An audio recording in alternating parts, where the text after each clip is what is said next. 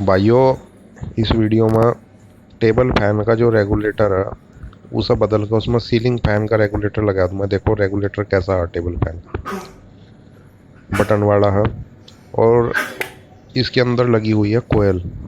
अच्छा, video record अलग करी और आवाज़ अलग डाल ली।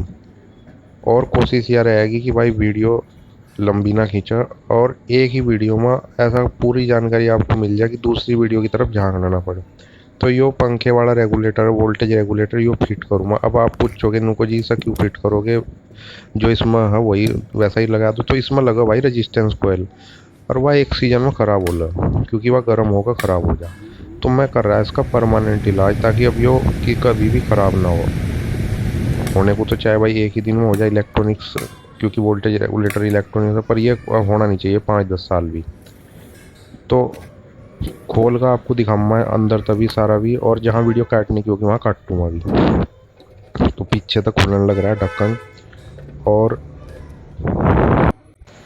भाई ढक्कन खुलने के बाद पीछे की कंडीशन चेक करो कि भाई एक तार सप्लाई तो जो आ रहा है उसमें दो तार है अंदर। वाइट कलर का तार जो है ये बाहर जो स्विच में लगा बोर्ड में वो है।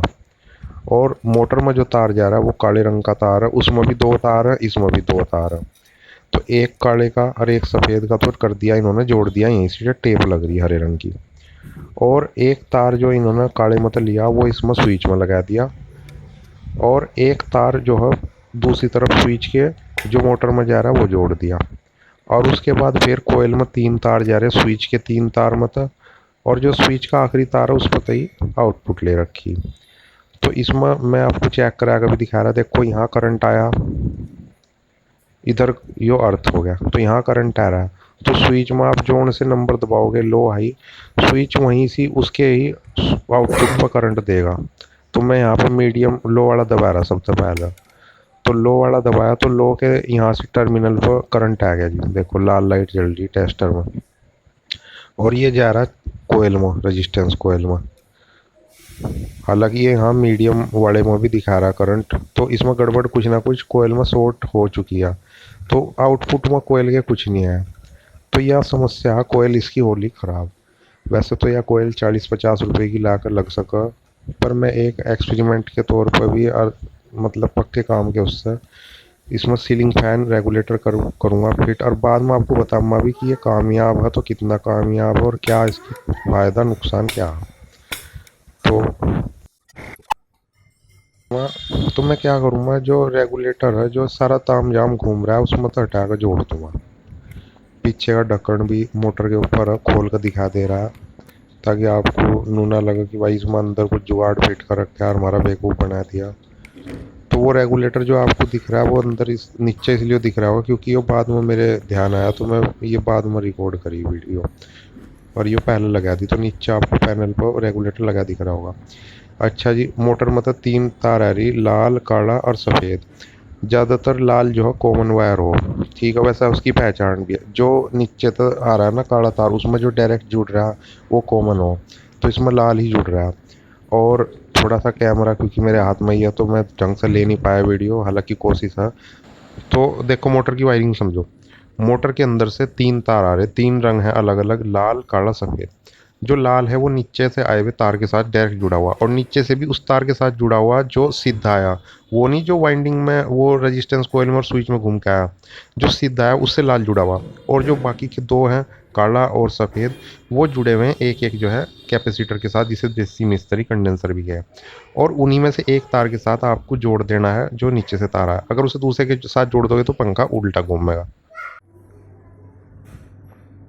तो ये जानकारी मुझे देनी थी, मैंने दे दिया आपको, वहाँ तक आपको कोई समस्या होनी नहीं चाहिए। उसके बाद मैंने इसका जो है यहाँ से इसमें जो फालतू की चीज़ थी निकाल दिया, कोयल मैंने खोल ली पेंच के बाद, और यह एक तरफ घेर दी, यह होगी ख़राब। ठीक है जी। स्विच को मैं छोड़ दे रहा, स्विच को इसलिए छोड़ रहा क्योंकि स्विच में है चार छेंक कट हुआ हुआ है स्विच ये प्लेट, और मैं यहाँ से सब फिट कर दूँगा उल्टी तरफ और स्विच पीछे चले जाएंगे। तो इस तरीके से ये होगा पूरा का पूरा। तो अब मैं आपको बताऊं कि रेगुलेटर को जो आपको ये है फैन, ये तो बोर्ड में लगने के लिए हो, तो इसमें करने के लिए थोड़ी सी मॉडिफिकेशन करनी पड़ेगी। पिलास के अगर आप सीधा लगाओगे तो इसका बोल्ट खुलने का नहीं जो यहाँ से है, तो तिरछा लगाकर धीरे धीरे खोल लोगे ना तो खुल जाएगा। एक बार ढीला हो गया तो फिर उंगली से निकाल लियो। और ये निकल गया अंदर, तो ताम जो है इसका वोल्टेज रेगुलेटर का ताम जाम ये निकल गया। तो इसे ही फिट करेंगे, इसमें छेंक करेंगे एक पंख इसमें, तो इसके जो नीचे की बेस है तूफान पर इसका टेबल फैन का। और आगे मैं बता रहा हूँ, यहाँ एक बात और मैं आपको बताता चलूँ, जो इसकी ये डिब्बी थी इसे मैं इस्तेमाल करूँगा, जो इसके पीछे ढक्कन था इसमें छेंक कर दूंगा और इसे इस रेगुलेटर के नीचे से लगाऊंगा, क्योंकि मुझे ये जो इसमें तार है ताकि इस लोहे की बॉडी में टच ना हो, मेटल की बॉडी में, और कोई दिक्कत करंट की ना रहे। तो इस ढक्कन से मैं देख लो मैंने पेंचकस गर्म करके चेक कर लिया, ये इसमें अंदर घुस जा नीचे से लग जाएगा तो इंसुलेशन बन जाएगा और कोई दिक्कत नहीं रहने की आगे भी, क्योंकि जब मेहनत कर ही रहे तो काम पक्का होना चाहिए। तो नीचे की चीज़ भी काम आ गई, जो ढक्कन है ये भी इस्तेमाल करूँगा। अब करते हैं इसमें छेंक। तो भाई छेंक का जो काम था वो मैं बाहर जाकर ठोका पिट्टी करके आ गया। अब देख लो हाथ काले हो गए मेरे छेंक में, और बहुत मेहनत लगी। तरीका क्या करा मैंने ना कि एक लकड़ी का गुटका लिया, पहले मैं वैसे ही कर रहा था पर चादर नीचे को मुड़ने लगी थी इसकी, तो लकड़ी का गुटका लेकर और भाई उस पर जो है टेका, मैं दिखाऊँ आपको कील। तो एक तो बात मैं आपको यह बता दूं, मुझे इसका तामझाम खोलना पड़ा क्योंकि ये पेंच पाँच, क्योंकि ठोकने के लिए मुझे जगह नहीं मिल रही थी बिल्कुल भी। मेरे पास ये गिट्टी थी एक, इस गिट्टी पन्ना के हैं, तो इससे मैंने इसके बोल्ट खोल लिए थे, दो दो लग रहे थे, और ये इसका पूरा मोटर ढकना निकाल दिया, क्योंकि मुझे जो मैं ऊपर से पिलास से चोट मार रहा था वो मुझे नहीं मिल रही थी जगह। ठीक है, सारा सामान रखा हुआ। तो ये लकड़ी का गुटका इसे नीचे रख कर देखो, इसमें छेंक भी हो रहा है, और ऊपर से मैंने पहले तो इस मोटी कील से ठोक किया थोड़ा निशान करने के बाद, और उसके बाद मैंने फिर ये मोटा जो है एक मेरे पास था छेंक करने का, इससे मैंने छेंक करा और उसके बाद इसे चारों तरफ घुमा दिया ताकि छेंक बड़ा हो जाए।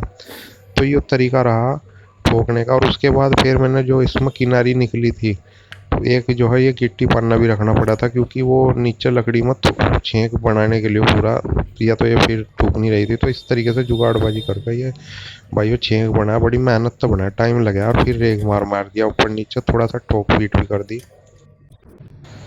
तो भाई इस तरीके से रेगुलेटर कस दिया, और इस पर जो है ये ऊपर की कैप लगा दी, नीचे जो था इसके ऊपर ढक्कन भी लगा दूंगा ताकि ये पूरी तरीके से एक कहीं से भी टच ना हो। और उसके बाद मैंने इसे फिर बिजली में जोड़ दिया। अब देखो ये काम कर रहा नहीं कर रहा, तो एक नंबर पर तो ये काम करा नहीं देखो भाई, यानी कि वोल्टेज ज़्यादा ही कम होगी, चला नहीं। दूसरे नंबर पर बहुत धीरे चला, इसमें 4 नंबर है रेगुलेटर में, तीसरे पर ठीक चला, और चौथे पर तो डायरेक्ट होगा फुल चला। तो ये इसकी स्पीड है, देख लो 4 नंबर थे। मैं आगे फिर दोबारा से दिखा दूंगा पूरा पंखा बांध कर कि कितनी उस पर नंबर पर कितनी स्पीड में चल रहा है। तो भाई देखो पंखा पूरा बांध दिया, रेगुलेटर काम कर रहा है, टेस्टर तो चेक कर लिया, बॉडी में कोई करंट नहीं है। और ये स्पीड आप देख लो कि एक तो लेकर 4 नंबर है, अलग अलग की स्पीड है ये सबकी, 4 पर फुल चल रहा है। और देखो बढ़िया काम तो बढ़िया करा है। पर एक चीज़ मैं आपको बताऊं क्लियर, वीडियो ख़त्म होने वाली है वैसा, और मैंने कट्टा भी बहुत शॉर्ट में रखा था कि ज़्यादा टाइम ख़राब ना हो किसी का।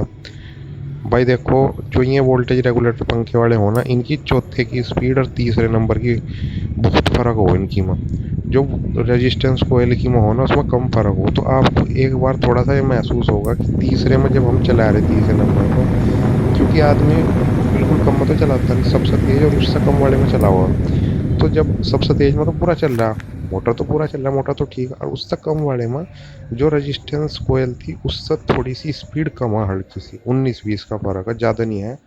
तो मेरा क्या है कि वीडियो बना रहा तो मैं आपको कुछ झूठ ना बताऊं, साफ बात बताया थी। देसी 91 चैनल है, वीडियो अच्छी लगी तो लाइक सब्सक्राइब कर